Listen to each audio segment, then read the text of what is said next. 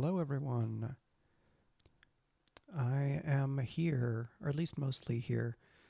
As you may be able to hear in my voice, I am a bit under the weather, but because I took last week off, I decided that it was important to feed the algorithm gods. So I will be here for some time today. It may be a shorter stream, and I will do my best to mute myself if I have to, you know, process bodily fluids in the way that you do when you have a cold or a flu or something like that. So, first up, thank you to Witchlight and Unlimited Lives for following the channel in the last couple of weeks. Welcome to Cloudion, Enesman, and everybody else who is here watching. Yeah, I saw that Darrington put up a Get Your Sheet Together about Adversaries yesterday. I think it was yesterday, and so that's very cool. And I'm excited that there's another round of Get Your Sheet Together. I don't know how long that will be, how many episodes, but I am excited to see them since they're a really great, well-produced, compact, condensed type of advice, which is a great complement to the more freewheeling stream of consciousness, longer form stuff that I tend to do, right? Like, not that they're doing stuff to complement me, but the two approaches are complementary. As is often a reminder that these videos are just my personal opinion. I'm not speaking for Darrington or anybody else here, but I have just recently published a book of adversaries for use with the Daggerheart rules, and so it has been doing really well, and I'm going to send a link including here. So if somehow you watch these videos and you like what I do, but you have not gone to check out Menagerie of Mayhem Volume 1, there is a link in the chat here. That's michaelrunderwood.itch.io. And from there, it's Menagerie of Mayhem, or the link is Menagerie-Volume-1, but it's VOL. But from my overall itch page, you should be able to find it no problem. It's got this cool fungal figure on the cover with green titling. As more people came in as I was chatting, so welcome Alex Yershov. Thanks for being here for the first time, and hello also to Adventure Lies Ahead, Jota Corvuja, and everybody else. Cloudion says, goals-centric game with a backdrop of a world torn by a continent of war, like a lighter Witcher 3 or Skyrim. Okay. Well, that leaves a lot of room for you and the players to kind of build things out together while having kind of like a backdrop of some major stuff happening right in the war. So that is all encouraging, and I hope everything goes well. I'm actually also in the process of getting ready for a Session 0. I am starting a new game that is focusing on playtesting my Daggerheart compatible material, and it's people I've played with before, and my hope is to playtest some classes as well as my inspiration deck idea. But we are going to try to basically build our own campaign frame rather than using one of the existing campaign frames for this one. So I've also been thinking kind of galaxy brain thoughts about that, and it's a fun place to be. And I've really found that spending some more time on the pre-production version, the pre-production part of a campaign, right? So Session 0, and then the things that lead into Session 0 and lead out to Session 0, out from Session 0, can have a really big impact and can be really additive to a positive experience in the campaign. Additionally, in some campaigns in the last few years, I've had what we would call like session re-zero, or just check-ins, where the group talks out of character about how the campaign is going, where it's going, how we feel about everything, what we'd like to see. And this is like a feedback and calibration tool in addition to something like Stars and Wishes or Roses and Thorns.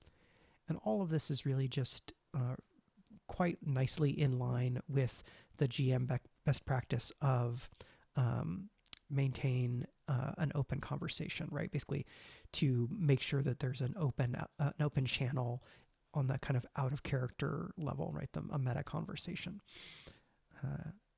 As you may be able to tell from my voice, I'm under the weather, and so I may not be remembering things as sharply as I normally do because my brain is currently full of Blarg. Shota, that sounds great. I am very excited. Yeah, touchstones is something that I specifically mentioned with that group because I think it's really handy to think about what points of reference people are bringing to a subgenre. Claudion, I actually was thinking of doing a social adversary here. So my thought as a place to start was that we would do a tier 2 social adversary who's the head priest of a local like church or kind of holy site, and that then if there was a conflict, that priest could have a phase change to a leader type, right? Where when you first interact with the head priest, you are kind of interacting socially, but if things kind of escalate or if the characters cross a line or something, right, then there could be a phase change. You could definitely have a phase change from solo to another, or from social to another social adversary, right? Like head priest parentheses friendly, head priest parentheses like hostile. And that's certainly a way that you could do things that would let you differentiate some features, right? Maybe keep one or two features in common. And then, especially if you were depicting a character who is really all or nothing and how they thought about people, right? This priest kind of puts you in the bucket of good people or the bucket of bad people. And if you switch buckets in that priest's mind, then a whole lot of how they interact with you is going to change, right? Exactly. Head priest, parentheses, mean girl. Regina George, head priest of insert name of the god from your universe here. So what I'm going to do is I'm going to pull up my copy of the SRD. You may have seen it zipping by there as I realized that I needed to move it in order to be able to still see chat. And I just like having the SRD up for points of comparison when I'm doing my adversary design. So we're going to have a description,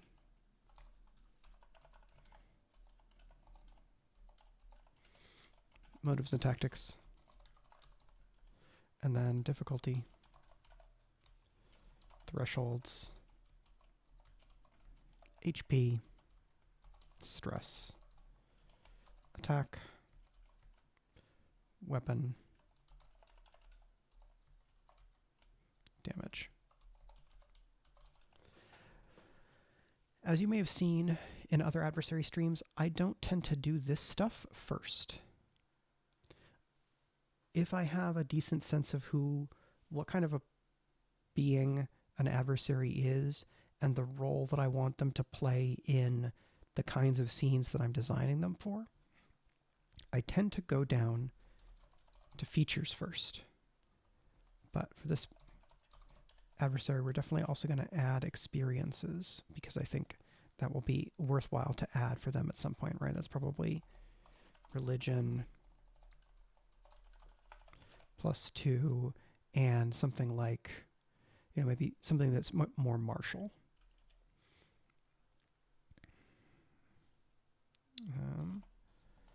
Right. So the first thing I want to think about here is a passive for a head priest that conveys the fact that they are kind of the authority in a space. In the core book, there is a environment that I believe is called Hallowed Temple, which is a tier 2 environment that's largely positive, right? It provides supporting and helpful options to the player characters. And this type of a head priest adversary could work really well with an environment like that. And so what I'm going to do in the SRD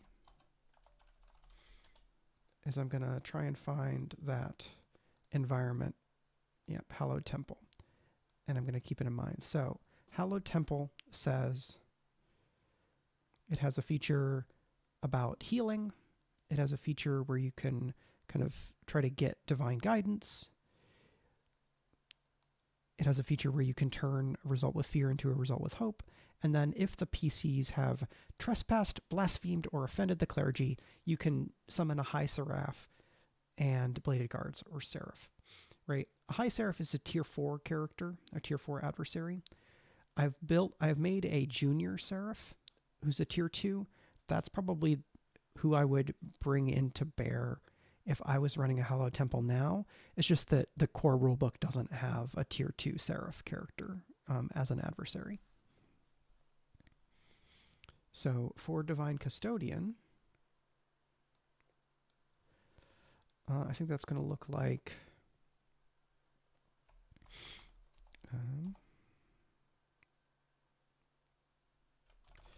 the priest's divine grace blesses all who carry the gods' tenets in their heart. And so the thing that I'm trying to do here is leave the space for this to be the head priest of a god who's pretty mean, right? If you have a world where there's gods that are more morally gray, I still would like a head priest character to be able to be used, but I want to position them as a social threat rather than as a physical threat, at least at this stage. And so one of the things that I'm dealing with as I'm thinking here is where to land exactly on a spectrum from specificity to flexibility or universality. If this is a head priest and I'm only trying to build them as the head priest of a god who is pretty much chill and is going to be mostly supporting the PCs, I can use some different language, because I think even in that case, there will be times when a party would end up more directly in conflict with that priest, right? Because the party might be approaching things in a more might be approaching things outside of the law, or they might not be following all of the god's tenets, or they may be kind of a more anti-establishment group in how they act, where the priest might approve of their goals, but stand in the way of their methods, or have to be seen as standing in the way of their methods. So all of that coming out of the way that I'm thinking about wording here.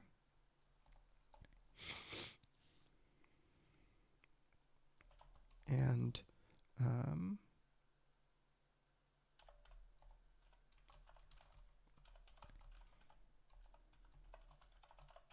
right, we can just talk about rules of hospitality, and I think that will apply here.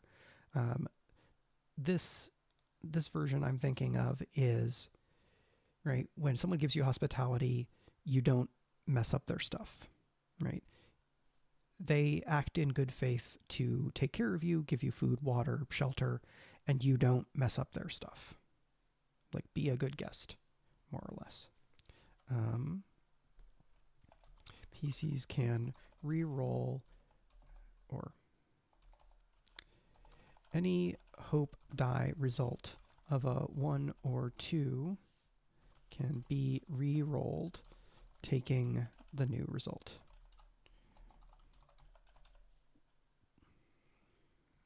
Okay, I will get rid of that bit right here. Thank you very much, Alex. Because I don't have a down yet for this to start scrolling. So here we are. So the priest's divine grace blesses all who carry the god's tenets in their heart and obey the rules of hospitality. Any hope die result of a 1 or a 2 can be re-rolled, taking the new result.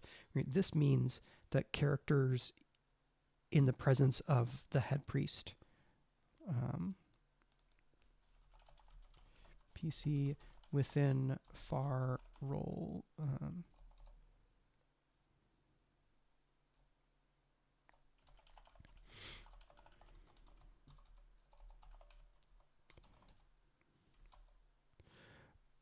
I don't know that this is exactly the language that I would want to use based on the standard set by the SRD, but it's going to take too long for me to double check, and I still have a headache from being ill, so I'm going to leave it like this. The idea here is that if you're chill with the head priest, more of your rolls are going to be probably with hope and more likely to be successful.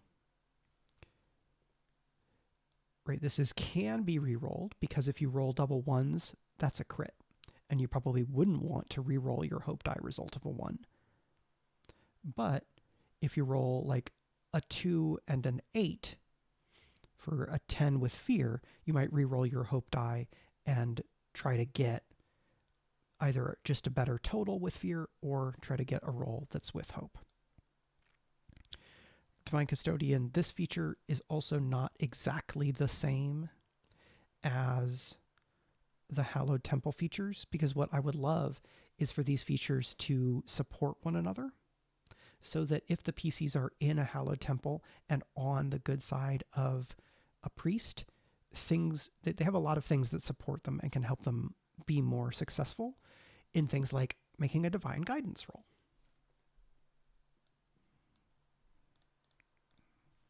So that's a passive.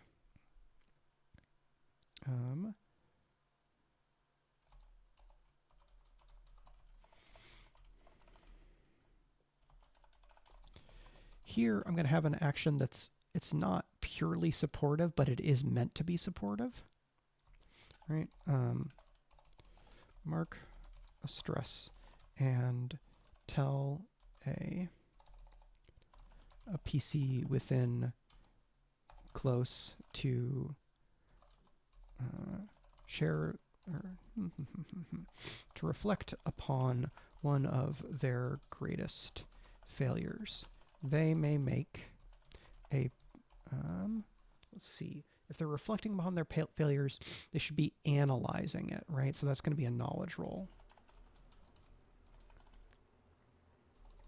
But this is going to be a reaction roll because it's a roll that is prompted by the GM, and I don't want it to necessarily generate consequences in this way. On a success, they can clear 2 stress or gain 2 hope.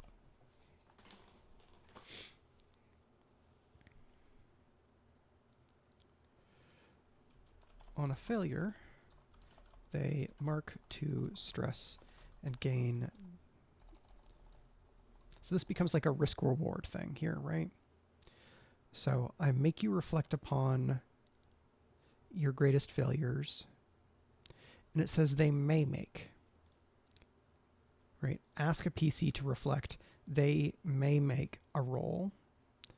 On a success, they can get this. On a failure, they get that. Do I want failure to be marking stress like that? This is very risk-reward as is. If I'm thinking roleplay-wise, I wonder if I want it to go deeper. But this might be something that I come back to when I'm not sick. The basic idea is this is a way to ask the player character to share things from their backstory, right? This could be one of the answers to their background questions. It could be something else that they create in the moment. It could be something that they've already decided for the character's backstory. And it further cements this head priest as someone who has a advisory mentorship role in their interactions with the people around them. And that gives them an action.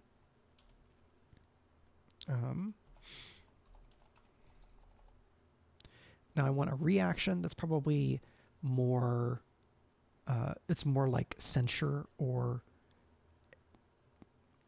a way to push back on the player characters when they are stepping out of line.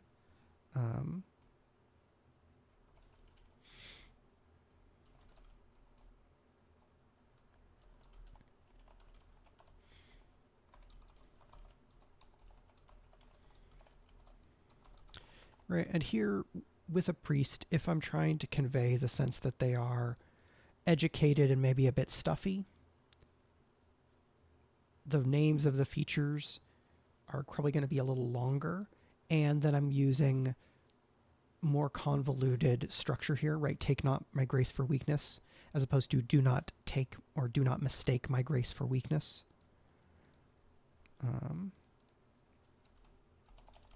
When a PC disrespects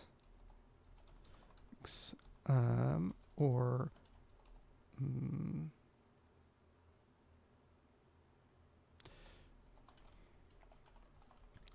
acts flippantly. Well, grace for weakness. Yeah, let's just do disrespects the priest, right?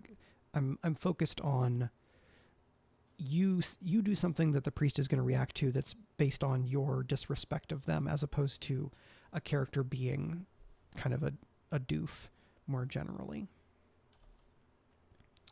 And a fear, and force them to make a presence reaction roll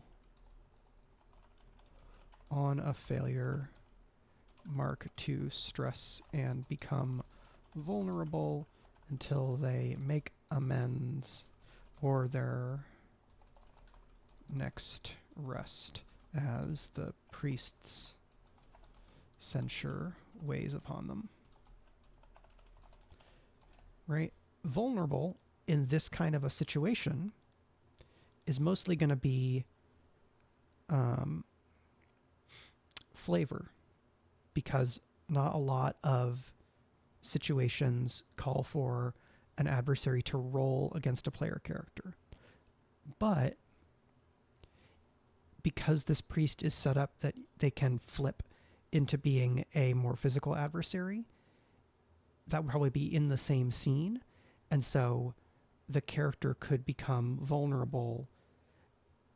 The priest can then, like the video game term would be aggro, and this status remains, right, until they make amends. Now, the other thing that I could do is change the name of this status and have it be a status that says, while you have X status, you gain disadvantage on your action rolls, right? That is more impacting the player's actions as opposed to what can happen to the players. That's probably what I want to do. I know, if I remember correctly, there is a guilty status. Yes, there is a guilty status in the Tier 4 hallowed adversaries, including the High Seraph. That's good. It's the same status. Right? So, while guilty, the target doesn't regain hope on a result with hope.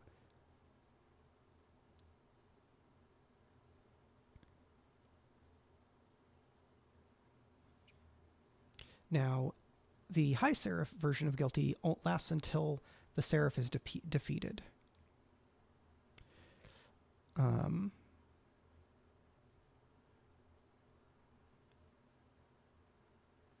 I think I'm going to leave this here so it's a less punishing version of guilty.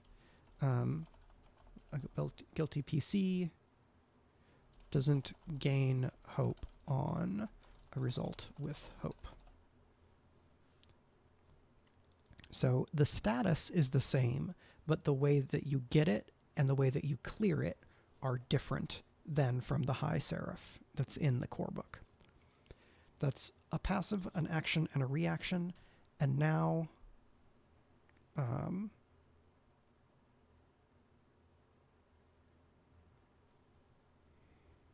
now I want to write the feature that is the phase change into the leader version. Take not my grace for weakness is a great phrase for something like that as well, but I'm going to see if I can dig deeper. But first I'm going to take a drink, so I'm going to mute real quick.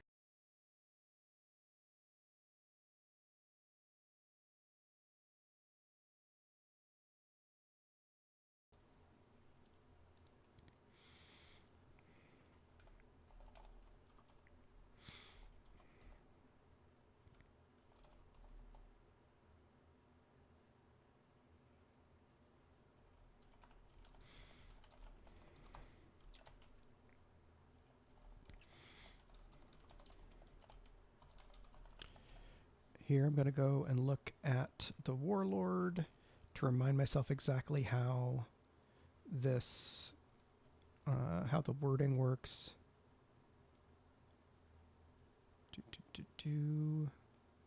Fallen Warlord. Oh yeah, because you're over here. So it's name, phase change, dash, reaction. Great.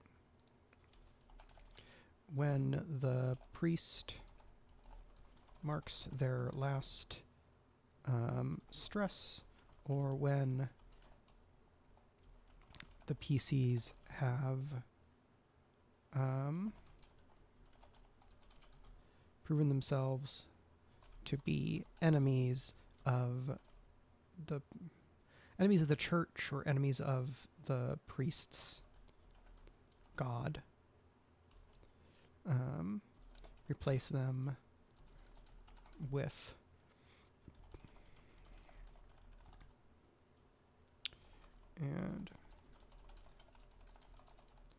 right, so Sword of the Hallows is going to be the name of this other phase.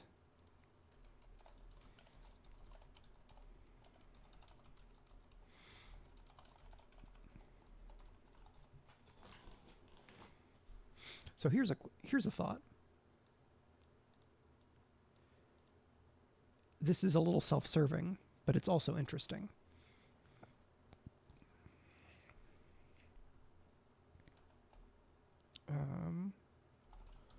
Welcoming mentor. What if phase 2 of the head priest is just my junior seraph from Menagerie number 1? Right? You have a social adversary, and then they turn into this other thing.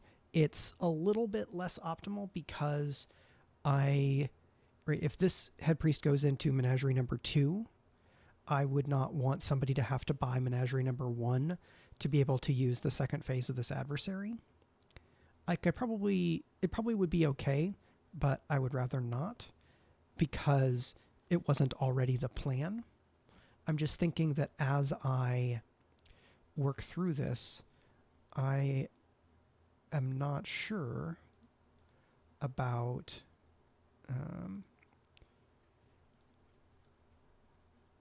what's the difference going to be between a tier 2 junior seraph and a tier 2 head priest militant.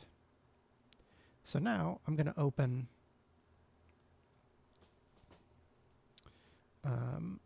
my PDF, and I'm going to bring it over here. Right, and so here's our junior seraph. A holy warrior and protector. Bolster allies, punish the wicked, spare the righteous. Now, what this adversary doesn't have is something that deals with the guilty condition. And that makes it less optimal as a second phase. So what I'm going to do is I'm going to put this back here. And then we're going to at least try to build a separate version. So the junior seraph has they can fly, they can activate allies, they have this offer alternatives reaction that I really like, and spare the righteous. So this other one is going to probably have something to do with interact, right? Interact with the guilty condition. And phase change back to welcoming mentor.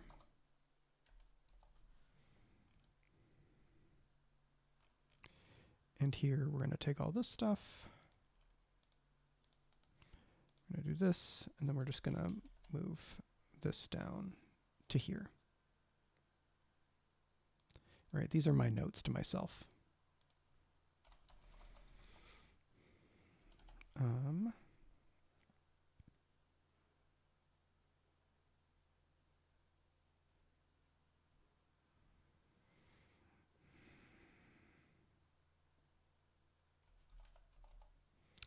The thing I'm thinking about here is like that when we get this flip, does the martial version of the priest suppress the character's hope die instead of letting them do these rerolls?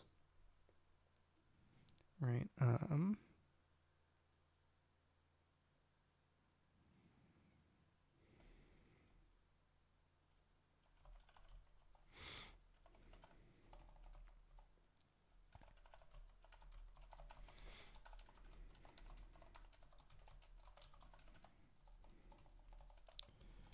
Right. When a PC rolls the highest number on their hope die, they must re-roll and take the new result. When a PC within far, right? This is the idea that the heights of hope should not be extended to those who are trespassing or who have kind of trespassed against, basically who are on the outs with the church, right? And so we have this is a mirror to divine custodian. It's not a direct mirror because it's only the highest number. It's not the 1 or the 2. Because the hope die can change in size, I'm using this highest number on the hope die wording instead of a 12 or 11, but I felt fine using 1 or 2 because there are no features in the core rulebook or anything that I've seen that makes somebody's hope die so low that it can't have a 1 and a 2, right? Even if you reduce the hope die to a D4, that still has a 1 and a 2. So I feel okay with not needing to have flexibility in that design space.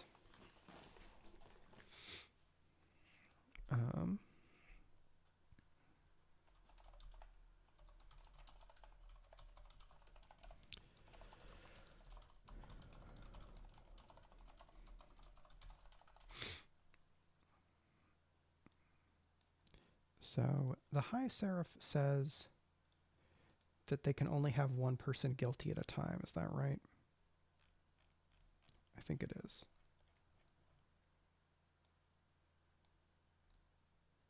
The Seraph can only mark one target at a time.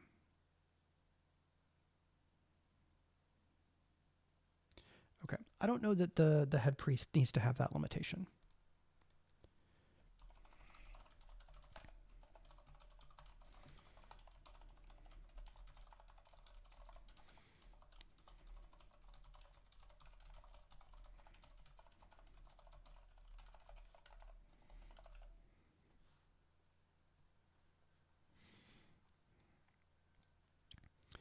Right. And so even this martial version is, I think I want to build them where they're set up not to kill the PCs, but to make the PCs yield and back down.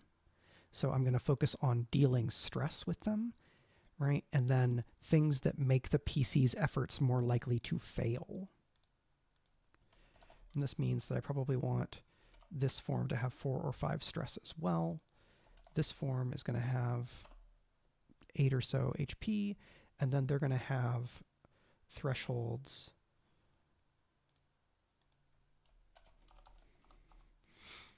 Right, the Junior Seraph is 1224. I'm going to make this Head Priest 1122, but they're also going to be difficulty 15. So we're going to end up with this Sword of the Hallows Junior Seraph being sort of equivalent to each other, but I'm going to make their features different from one another to a fair degree, which means that somebody who has the whole menagerie collection, right, assuming that this gets into a future version, which I think it will, they'll have some options to use, right? Do they want just somebody who's here to kick butt? Or do they want to be able to present that two sides of one person, right? Here is the welcoming mentor, and here is the Sword of the Hallows, right? I could also change Sword of the Hallows to like humbling something, right? They want to humble you.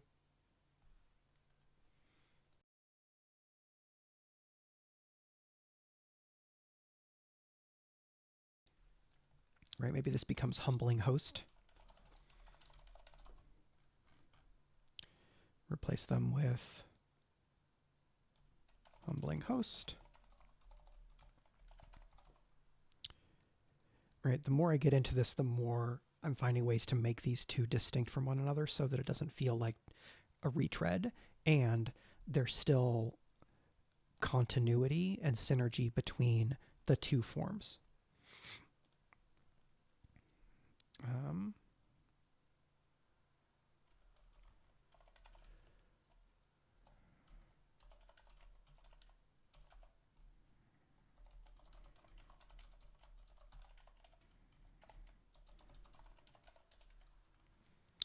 So this is phase change.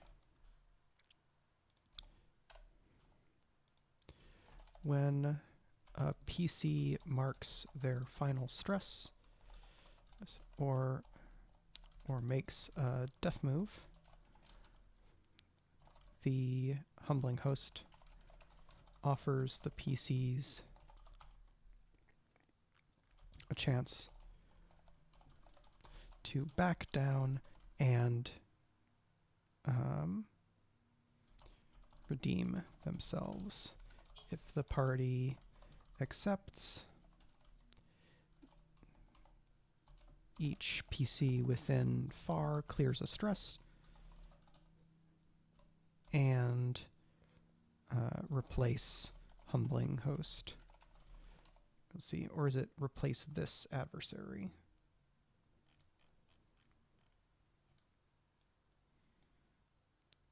Replace them. Yeah, so with welcoming mentor. Spotlight them immediately. So what we have here that I don't think I've seen is one adversary that toggles back and forth between two phases using a phase change. I've seen adversaries that have several phases, and I've seen adversaries that have a progression of phases, but I don't think we've seen published one that shifts back and forth.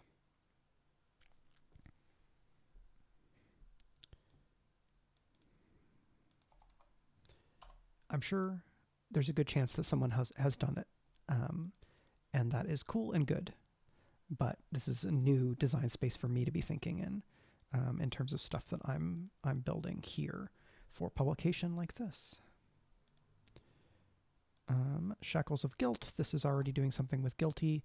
So we have passive, action, reaction.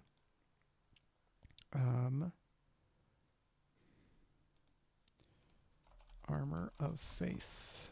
Passive.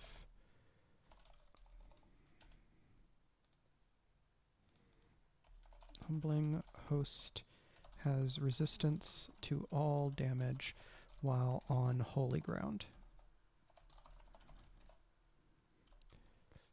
A temple, sanctified, graveyard, etc.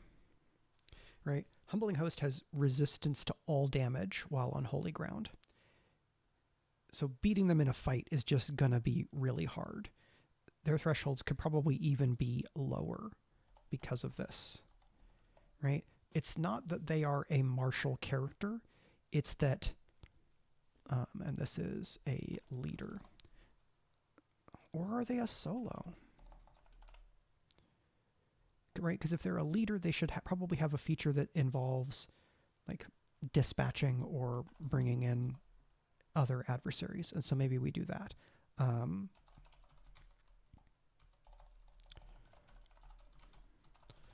So I'm going to go ahead and still use that term, right? Hallowed swords.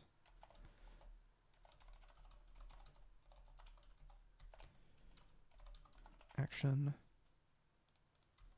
Spend 2 fear to summon a junior seraph who appears at far range and takes the spotlight immediately.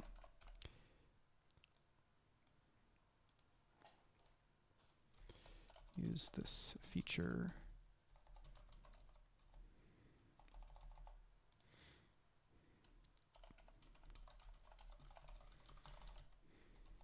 We'll let them do it up to 2 times per scene, right? Bring one in, and that's not enough. You bring another one in. I could also see tweaking this so that it's a junior seraph and something else, right? A junior seraph and 3 bladed guards who are kind of like the attendants. But I think I'm more interested in the idea that even in this phase, the head priest is just trying to get the PCs to back down or see reason, right? It's about restraining them and making them mark stress, and then offering them a chance to back down.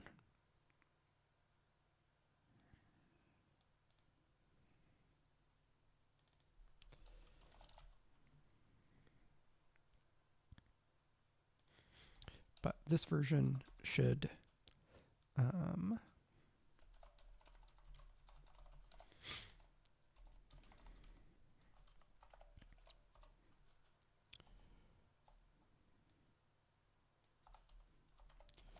here I'm going to double check my seraph again so that the host is not just completely outclassing.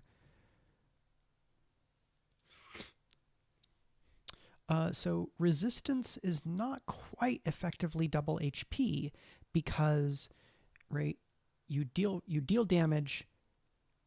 So let's say you're fighting the head priest, and they have thresholds of 10 and 20. You have a brawler character, and they do 32 damage because brawlers are very powerful in this current playtest version. Because the host has resistance, 32 becomes 16.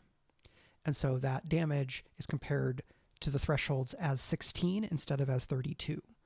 Because of the way that damage thresholds work, resistance is not really just double HP, because in this instance that I just pointed out, right, that was 32 damage would have been 3 HP for the host to mark, and instead it becomes 2 HP. Resistance will not necessarily always move the damage dealt down by 1 step, but it will often do so. And while it will make players worried that their hits are not going to do as much, it doesn't necessarily make this priest unkillable, right? Especially if I leave them at 8 HP as they are now. I could go down a little bit, but that might even make it easier. That might make it easy enough to knock out the head priest. It might make it easier to do that than I want for the type of scenes I'm going to use this adversary for. The other thing that I don't have is a healing power on them, but the junior seraph does have one, Spare the Righteous. When an ally within very close would mark HP, mark a stress to allow them to mark 1 fewer HP. Yeah, and the nice thing, or I like in Daggerheart having these different levers and knobs to be able to use, right? Because if I add resistance, that's about expected damage versus damage thresholds. And then I can also do features that were, reduce all damage the humbling host takes by X. And that is just different kinds of math, right? The Knight of the Realm adversary, who's a tier 2 leader, has heavy armor that says, I think it's all damage, maybe all physical damage, right? Reduce that damage by 3. And then the dragons at tier 4 have some damage resistance stuff as well. It's not super common, because it's been my experience that Daggerheart frequently avoids subtraction as a process that the players are asked to do, unless we're talking about marking HP. But even the way that it's presented, right? You mark HP, you mark more HP, and then you've marked all of the HP. And so the process is additive, even if conceptually for a lot of people, it is subtractive, right?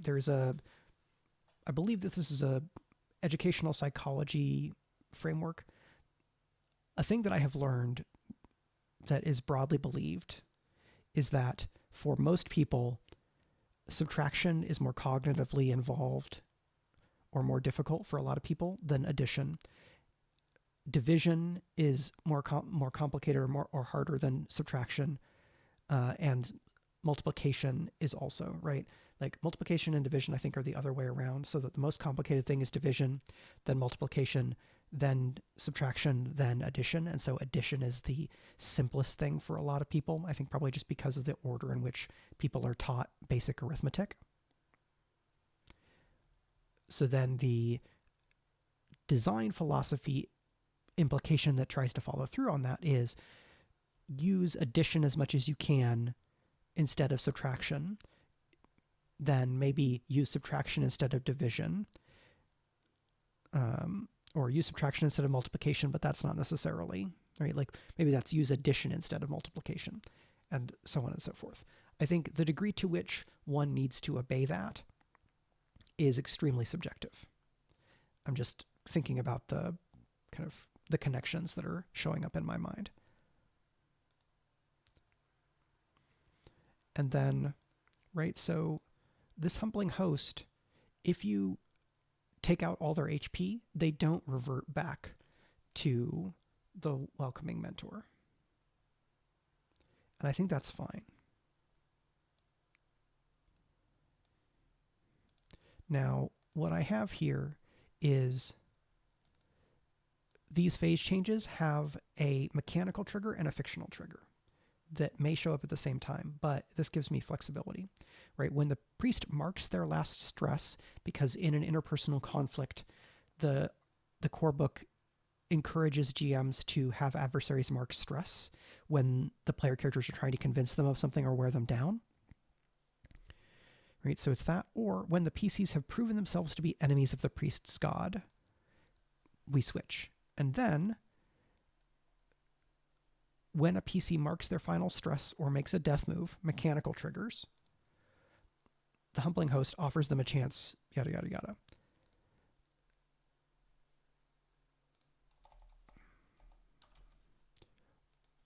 Or,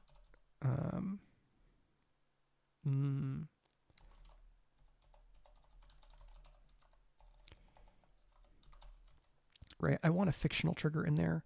I don't love that phrasing, right? Or lays down their arms or ceases hostilities, maybe.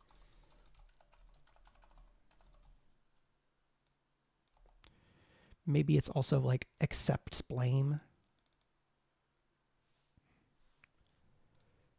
right? Something in there where I like to give the GM the option of, hey, take this mechanical turning point as the opportunity to do this, to make this move. Yeah, Mercurial73 asks, repents. I think that's definitely along the lines that I'm thinking, but I wonder if repents is too far in the process where the priest would actually flip modes before someone was all the way to repentance, right? Because you can say, right, if you say I repent, that's not repentance, that's I accept guilt and I want to repent, at least to me, right? Repentance is the thing you do to make up for what you have done, right? You do penance. So if they had to have accomplished that later action, I don't know that that fits, but it's definitely the vibe that we're thinking of, right? It's acknowledge guilt or lays down arms or accepts responsibility or accepts blame for what they've done. Um,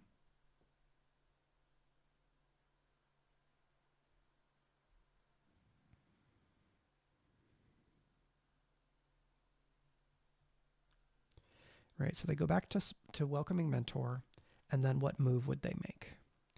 Right. Reflect upon your failings.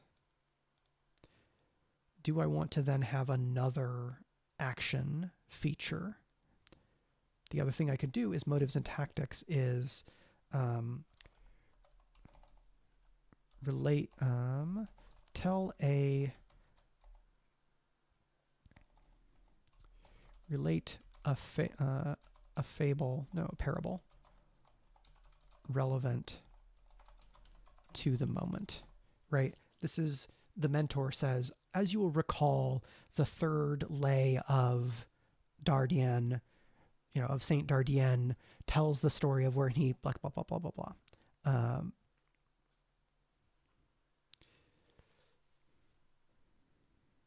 Yeah, like Mercurial. I think I may be framing it in a way that is not as aligned with uh, common denotation. I'm just like my own particular background with things and the way I interpret it.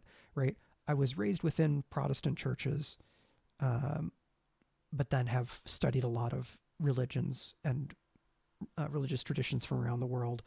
Though in a lot of this language, right, I'm still ending up with um, some Abrahamic and especially Christian framing.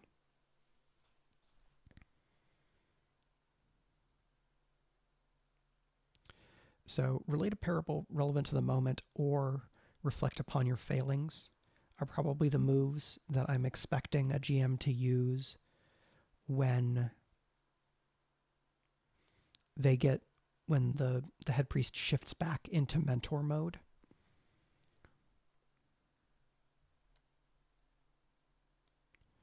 Right.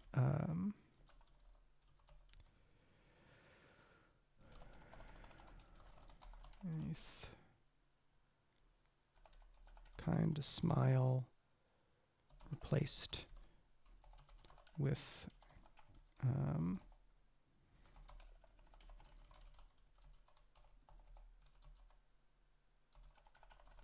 right, the head priest is not they're not, I'm not mad, I'm just disappointed. If I wanted to add more more features, I might go for that, right? I could rename Shackles of Guilt as I'm not mad, I'm not angry, I'm just disappointed. But I think that's a little cute, even for the way that I write adversary feature names. But maybe not. I do like having the framing of shackles here because it provides flavor to suggest how this might manifest in the fiction.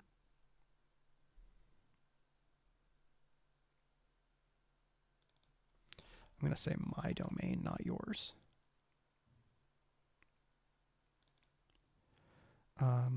I think domain is probably okay here, even though domain is a game term. The other word that comes to mind is provenance. But I think I lose more by trying to use that term than I confuse people by using the word domain within a full phrase, even when domain is a game term. Something that might come up in playtesting. It's been my experience that not all GMs read out the name of a feature that they're using. I like to read out names of features because I think it's fun. There's probably also a little bit of like pride or showing off in that because a lot of the adversaries that I use, I wrote, and I want to be like, isn't this a cool name for a thing? Anyway.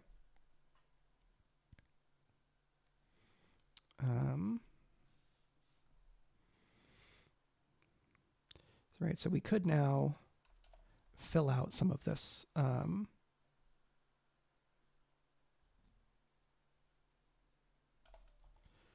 push the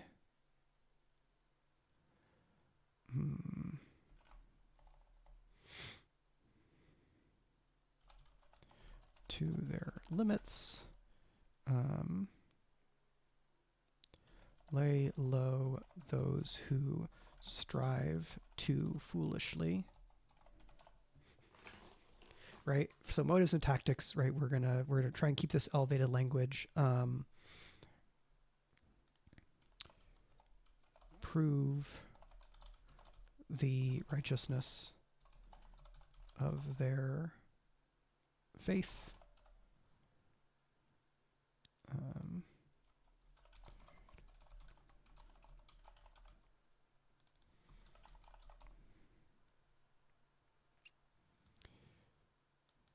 Right, I want to have some. Right, we want both motives and tactics here. Right, these are a lot of motives. Convince the disbelieving can also be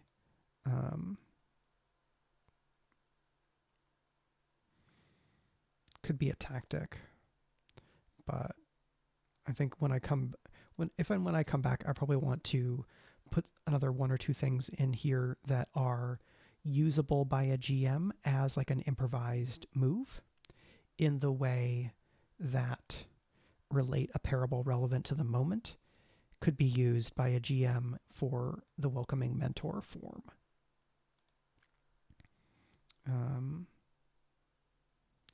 Religion +2.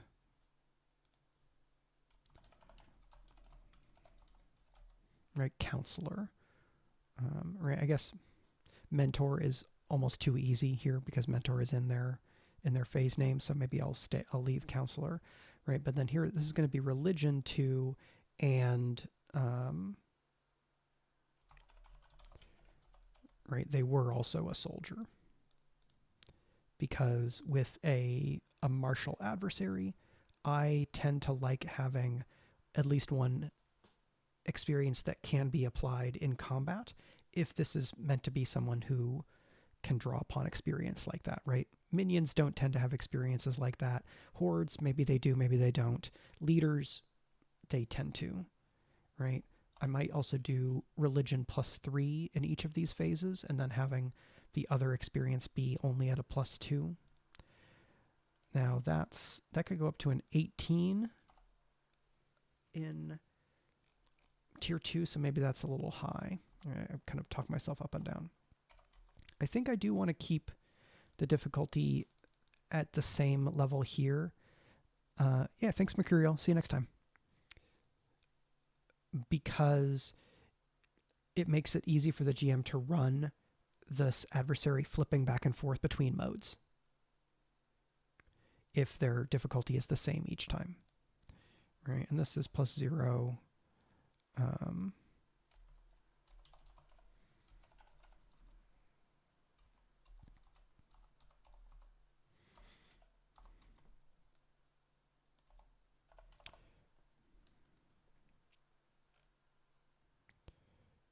Thresholds, and then I'm going to go find thresholds for like a tier 2 social, right? That's probably 8-15 or something like that, 8-16. And we're going to do this. HP is going to be 4. Stress is going to be 5. Because they can mark a stress here. This is spend a fear. Here what I'm thinking of is how long or how much would it take to make the stress mark their to make the welcoming mentor mark their last stress in terms of this keep the peace thing, because I only have reflect upon your failings here in terms of things that require them to mark a stress. So I might pull this down to 4 stress to make this flip a little bit easier to go to, though I tend to have social adversaries be higher on the stress side, because in a scene, I might use this move more than once. Right? I do reflect upon your failings for one PC, things go back and forth. I do it for another, and then the PCs make them take some stress, and okay, we're back and forth, and that's probably cool. Right? a former soldier turned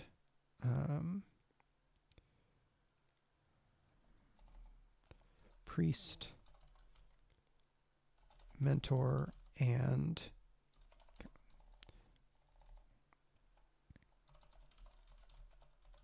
right, keeper of the peace, and then we have to keep the peace.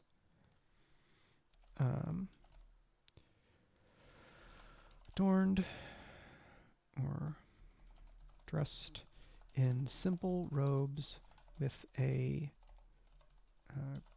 golden chain necklace bearing the icon of their god.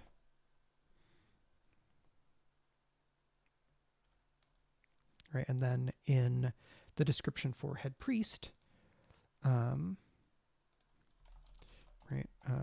wreathed in glowing armor and bearing a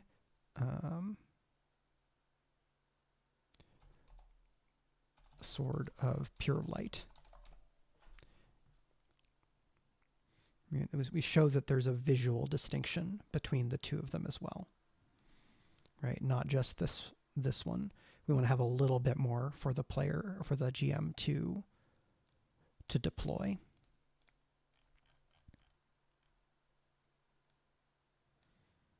Right, these are both descriptions. Question assumptions.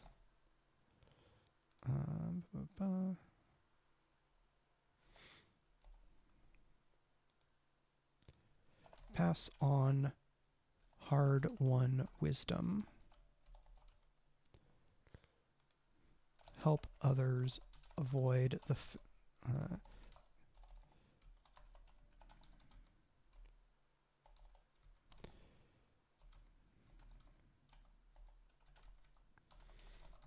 right, help others avoid their own failures. I don't love the phrasing on this because of the, right, who is they, because they, the person referenced is others, when this is help others avoid the priest's own failures, right? So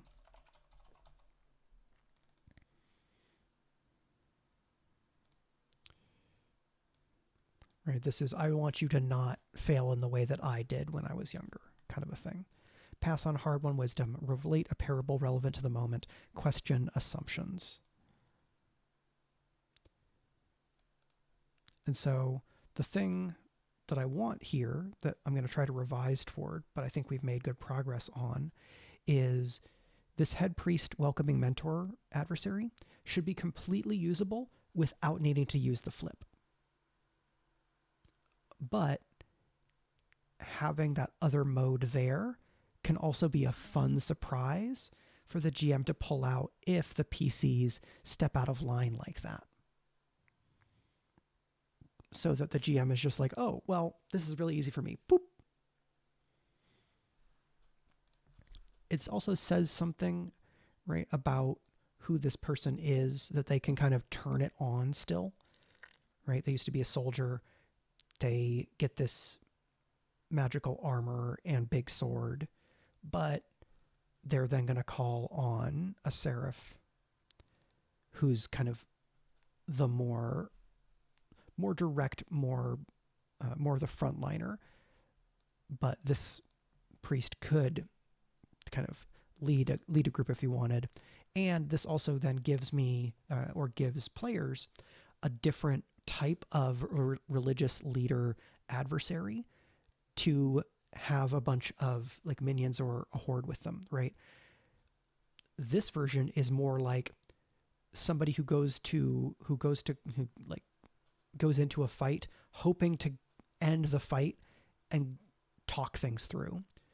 If you send a seraph, they have the offer alternatives feature, but it's a smaller part of their overall deal. Right, and how much overlap is useful versus a little bit redundant, I don't know. But I really like where we got to in terms of a social adversary with a phase change who flips to a martial adversary, but then also wants to flip back, right? So it's not just, aha, you've argued with the priest a bunch and now he gets angry and hits you, right?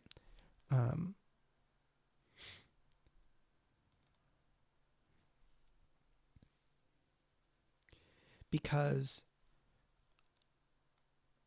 right, this is an optional feature, right?